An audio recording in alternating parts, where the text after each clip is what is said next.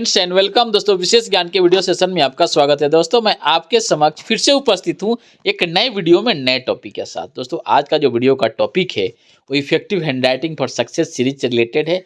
और इस सीरीज में या इस डोमेन में बोले हम, ये कंसेप्ट में बोले तो हम जो एक स्मॉल पार्ट ऑफ वीडियो के माध्यम से छोटे छोटे कंसेप्ट को एक्सप्लेन कर रहे हैं कि हैंडराइटिंग एनालिसिस क्या होता है, हैंडराइटिंग क्या है, हैंडराइटिंग का इंपॉर्टेंस क्या है, ग्राफोलॉजी क्या है। और ग्राफोलॉजी के माध्यम से यानी कि हैंडराइटिंग एनालिसिस के माध्यम से किसी भी व्यक्ति के पर्सनालिटी के बारे में, उसके हेल्थ के बारे में कैसे हम हैंडराइटिंग से पता लगाते हैं और उसको बोल सकते हैं कि ये आपके हैंडराइटिंग के माध्यम से पता चला है।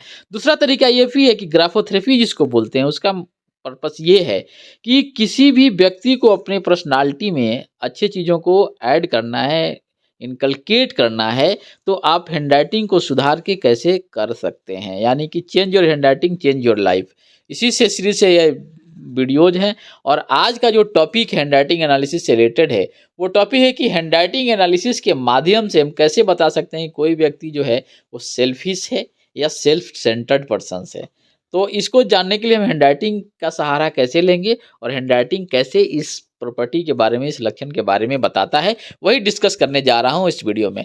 वीडियो का टॉपिक को डिस्कस करने से पहले मैं एक बार आपको फिर से रिमाइंड करा देना चाहता हूं कि हैंडराइटिंग एनालिसिस, ग्राफोलॉजी, ग्राफोथेरेपी से रिलेटेड वीडियो जो हैं आपको लगता है कि आपके लिए हेल्पफुल है, एडवांटेज है और इस वीडियो के माध्यम से हैंडराइटिंग के जो सिग्निफिकेंस है, इंपॉर्टेंस है, पता चल रहा है, तो इस वीडियो को लाइक कीजिए, शेयर कीजिए। और आपके भी कुछ पॉइंट्स हैं हैंडराइटिंग से रिलेटेड तो आप कमेंट के माध्यम से भी सूचित कर सकते हैं। और अगर आप चैनल को सब्सक्राइब नहीं किए हैं तो चैनल को सब्सक्राइब कर लीजिए ताकि आने वाले समय में इस तरह के वीडियो आपको मिलते रहें। अब आइए हम इस टॉपिक का बात करते हैं कि हैंडराइटिंग एनालिसिस से कैसे हम पता लगाएंगे कि कोई व्यक्ति सेल्फिश है या सेल्फ सेंटर्ड है। इसके पहले मैंने वर्ड स्पेसिंग के बारे में बात किया था, उससे रिगार्डिंग मैंने वीडियो बनाई थी। और आज का जो टॉपिक है ये है लेटर स्पेसिंग के बारे में। अगर कोई व्यक्ति के हैंडराइटिंग की जो लेटर स्पेसिंग है, एक्चुअली हैंडराइटिंग में क्या है, हैंडराइटिंग में क्या होता है, अल्फ़ाबेट लेटर्स होते हैं। उसके बाद क्या होता है, लेटर के कम्बिनेशन से वर्ड बनते हैं और वर्ड के कम्बिनेशन से क्या होता है, सेंटेंस बनता है और सेंटेंस के कम्बिनेशन से पैराग्राफ बनता है। तो हम आज बात जो करने जा रहे हैं लेटर स्पेसिंग की। किसी वर्ड में जो लेटर है उसका स्पेसिंग का क्या सिग्निफिकेंट है और वो क्या बताता है। तो वाइड स्पेसिंग होता है, जैसे आप इस पैराग्राफ को देख सकते हैं कि इस जो वर्ड के जो लेटर हैं उनकी स्पेसिंग एक प्रॉपर है और वाइड है। दूसरा जो है आप देख सकते हैं कि नैरो स्पेसिंग है। दो वर्ड लेटर के बीच में, किसी पर्टिकुलर वर्ड के लेटर के बीच में जो डिस्टेंस है वो काफ़ी कम है, लगता है कि एकदम एक दूसरे से काफ़ी सटे हुए हैं, स्क्यूज्ड हैं ये लेटर्स आपस में। लेकिन ऊपर वाला जो वाइड स्पेसिंग है उसमें प्रॉपर स्पेसिंग है लेटर के बीच में किसी पर्टिकुलर वर्ड में। तो जो नैरो या वर्ड वाइड स्पेसिंग है उसका क्या मतलब है उसको हम डिस्कस करते हैं। देखिए, जो लेटर स्पेसिंग में वाइड स्पेसिंग है, अगर किसी भी दो लेटर के बीच का जो स्पेसिंग है प्रॉपर है, जिसको हम वाइड बोलते हैं, लगता है कि नहीं खुले खुले हैं और आपस में काफ़ी स्क्वीज नहीं है लेटर, उसको हम वाइड स्पेसिंग बोलते हैं।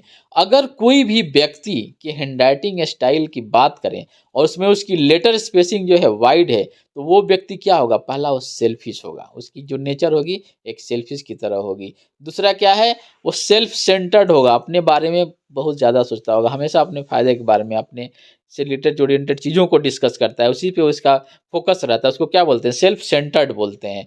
और तीसरा है हेल्प विथ सेल्फ इंटरेस्ट। उसको जब फ़ायदा होगा, लगेगा कि मुझे इस काम से फ़ायदा है, इस चीज़ से फ़ायदा है, तभी वो किसी की हेल्प करेगा, वो जनरस नहीं होगा। तो ये है कि अगर किसी भी व्यक्ति के हैंडराइटिंग स्टाइल की बात करें और हैंडराइटिंग स्टाइल वाइड स्पेसिंग है, यानी कि दो लेटर के बीच में किसी पर्टिकुलर सेंटेंस में लेटर स्पेसिंग वाइड है, तो वह व्यक्ति सेल्फिश, सेल्फ सेंटर्ड एंड वो अपने बिना किसी फायदे का दूसरे का हेल्प नहीं करेगा।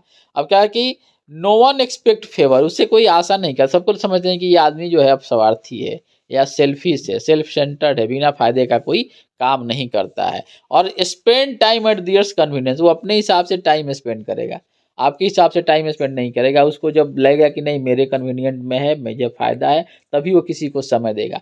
तो ये जो लक्षण है ये उस व्यक्ति के बारे में है जिसके हैंडराइटिंग स्टाइल में जो लेटर स्पेसिंग है वाइड है, उसको हम इस तरह के लक्षण के माध्यम से जान सकते हैं।